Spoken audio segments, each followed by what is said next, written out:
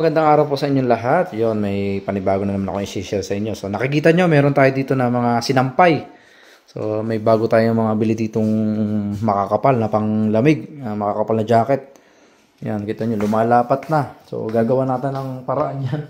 Palagi na lang tayo dito nagsasampay ng nakalapat, oh. Tsaka hindi siya masyado natutoy. Ano, kita nyo?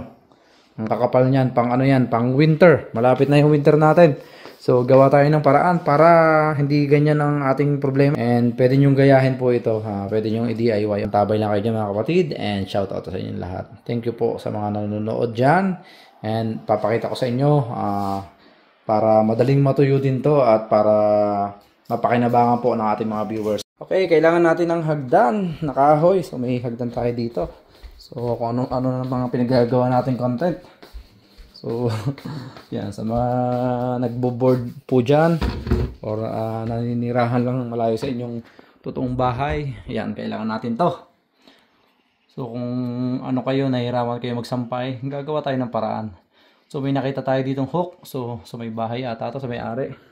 So, kailangan pa natin ng isa. Hanap pa tayo ng isa. Okay, dito natin to ikakabit. Yan, buhay natin ang ilaw. Yan. So, naglalaba pa rin tayo. So, nakakita tayo ng kahoy doon sa bodega. So, hindi na natin ito puputulan. Ayun o. Meron tayong kahoy na mahaba dito. So, alam nyo na ang gagawin natin ha. Ihahang natin yan dyan. So, kailangan lang natin makakahanap pa tayo ng isang ganito. So, nakakita ko sa labas ng isang araw dito. Meron dito isa pa. So, kuhain muna natin yun. Pasensya na. Kinuha na muna natin. Mahal din kasi dito yung ganito. O, bibili na lang tayo sa isang araw. Alright, nandito tayo sa labas. Ayun o. Nakakita tayo ng hook doon. May dalawa tayong hook na nakita doon. Ayan. May hook tayo dyan nakita. So, alisin natin yan. Dalawa na yan. Nakasampay pa yung kaya ng medyas. So, kailangan natin to. Itong mga hook na to. Pahiram muna. Sa isang araw na tayo bibili. And meron pa ditong isa. Gawin na natin tatlo para timbang. So maliit yung isa. Mahaba yung isa. Kailangan pala natin makabili ng ganito. Ganitong mga hitsura. So bali apat dapat ang kailangan natin para hindi mabali yung ating kahoy. Yan. So dapat pala may ganun tayo. Nasaan yun? Ayun. Kailangan natin tong sabitan na to. So dapat pala may ganito tayo. So gagawa na lang tayo ng ganito galing sa hanger. Kukuha tayo ng mga sirang hanger. Yan, ganyan. So, kailangan natin yan. So hindi pala pwede yung isa. So testingin natin kung anong pwedeng gawin. So, let's go sa loob. Alright, nandito na tayo. May dalawa na tayong hook. So kailangan pa natin ay bali apat dapat. Maganda para mas matibay. So pupesto natin yan dyan. Okay. Mahulog tayo. So, babaon na natin itong diretso.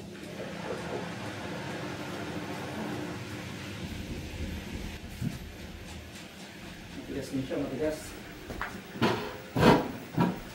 Medyo matigas din. Babaon na natin ito ang ating nakuhang hook.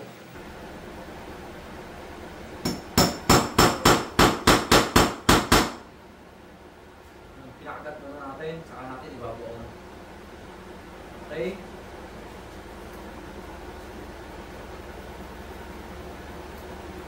Malaki, sa gitna natin lalagay.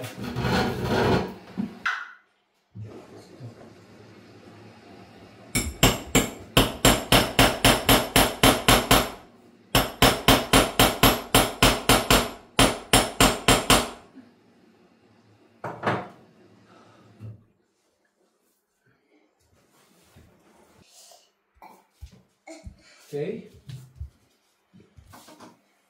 So, kailangan natin ng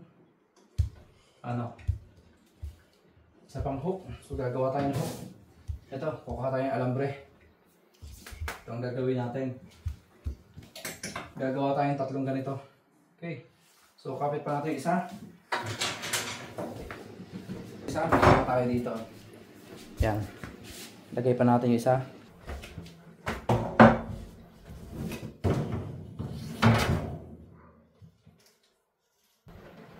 Yun, okay na.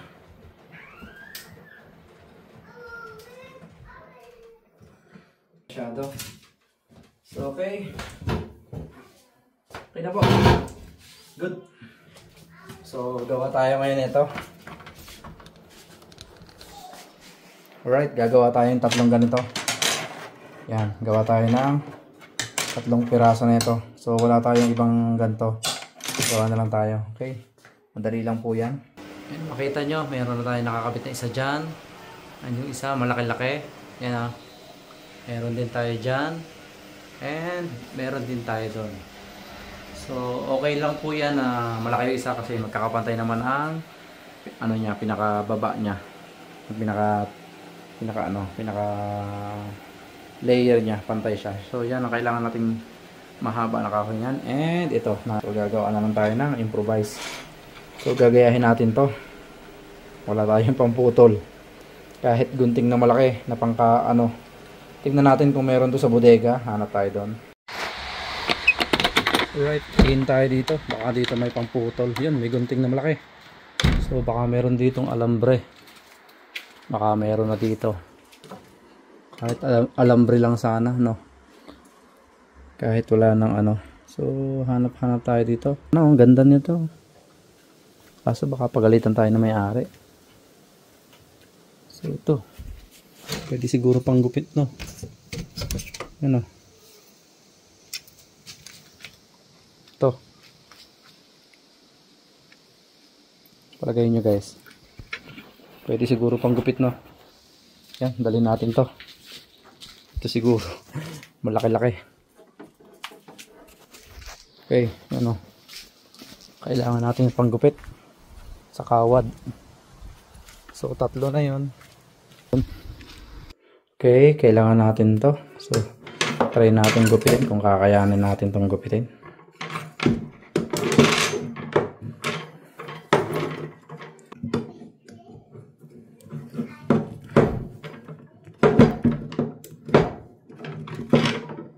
Ayun.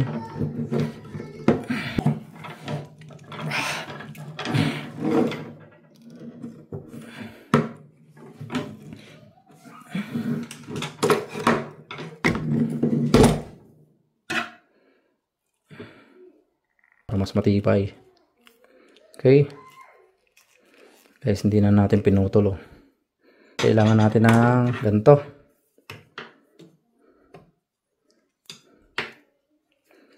Yung isa and then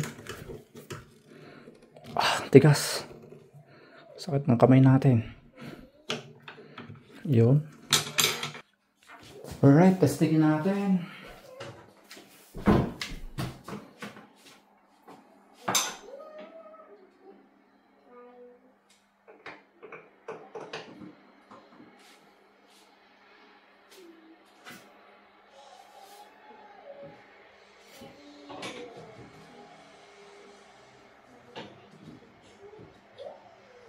Ibuan pa natin ko dito. Medyo nakalawit. Alright. Yun.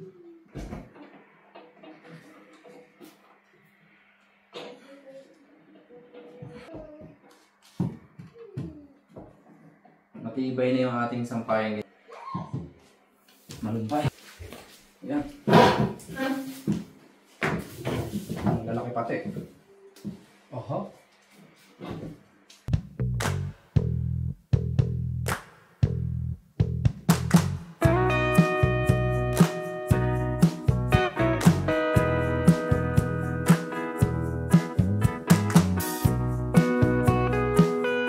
Tingnan nyo guys yung ginawa natin, oh.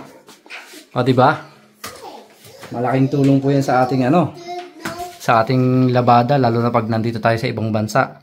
So ayusin lang natin na sinampay natin sa taas. So, yan, dikit-dikit. Hindi naman masyadong mabigat yung mga sinampay dito. So kaya sakto lang yan. Yan, pag nag-heater tayo ngayon, kasi makakapal po yung jacket natin, oh. Sobrang kakapal po. Kasing kapal po ng face niya. Sabay hugot eh. Ayan oh, kita nyo, kapal oh. So yun, matutuwa nga si Mrs. tsaka si Ate Amor yung kasama namin sa bahay. So yan, ayos. Ayos na ayos po, yan oh. Kita nyo naman oh. Okay. So yun guys. Ayos na yung ating sinampay na ginawa. Yan oh. nakapagawa tayo ng DIY. Napakasimple lang po. So kung nahihirapan kayo, lalo na kung ang inyong ceiling ay ganito kahoy, kung wala naman po kayong kahoy, pwede nyo pong i-drill yan sa taas. Wala pong problema. So ayun, nagkaroon na tayo ng solusyon sa ating sinampay na laging palawit-lawit. Napakaganda po. Okay. So dito, wala na tayong problema dito sa ating na to. Yan, kita nyo, nabawasan. So nawalan tayo ng problema. So ilalagay din natin sa hanger to maya-maya. At para magsama-sama lahat doon. Okay, yun po. Sana may napulot po kayong aral. Balik tayo sa ating Sana may napulot po kayong aral kahit papaano sa ating ginawang DIY na yan, nasampayan. Yan hindi na tayo mahihirapan. So kapag nagpainit kami ng sauna, so sakto-sakto po dito yan. Lalo sa mga taga-Europe po. Gawan po ng paraan yung mga taga-Europe po. Pag mga gantong ang problema ay yung sampayan nyo mababa. So ganun po ang gagawin nyo yan. Yan. Magsisindi tayo dyan. And kapag uminit na yan, so madali pong matuyo. Hindi na po babaho. So sa isang araw, gagawa pa tayo sa labas para mapakinabangan po natin. Ayun mga taga-Europe po, sa mga party po ng mga nilalamig na bansa. Yan, ganito ang gawin nyo. Kung wala kayong yan 3 hook lang sa taas. Maganda kung kahoy, ganyan Hindi naman po kabigatan itong ating sinampay. Kaya ayos na ayos lang po yan. Kayang-kaya niya yan. Huwag naman po sobrang bigat. Pero yung mga gantong paraan para hindi na tayo magsampay doon sa mababa na sampayan, ay ganito ang gawin nyo. Dapat may diretso kayong tubo na ganyan o kaya kahoy na ganyan lang kalaki. Okay? Kung may tubo na maliit na plastic, pwede din po yun. And ang ginamit ko pong pinaka-hook natin ay 2 hanger lang isang hanger lang na hinati ko. And yung hook na yun, yung matibay, yun galing yun sa may-ari. Yung pinaka-ganon natin, hook na original. So ayun guys, maraming salamat po sa mga nanood. Sana po may napulot kayong aral kahit sa simpleng DIY na ginawa natin na sampayan. Ayan, maraming salamat po sa lahat po ng nanood dito. Thank you po sa inyo lahat. And nagpapaalam na po ako sa inyo lahat. And see you po sa aking next vlog. Sa lahat po ng mga team dyan na dumaan, Team Mayor ang aking team. Maraming salamat po. And Team Mokya again, lagi nagsusupport sa aming Team Mayor. Maraming salamat po sa inyo lahat. And God bless you all. Bye bye po. Paalam na sa inyo lahat. Bye bye.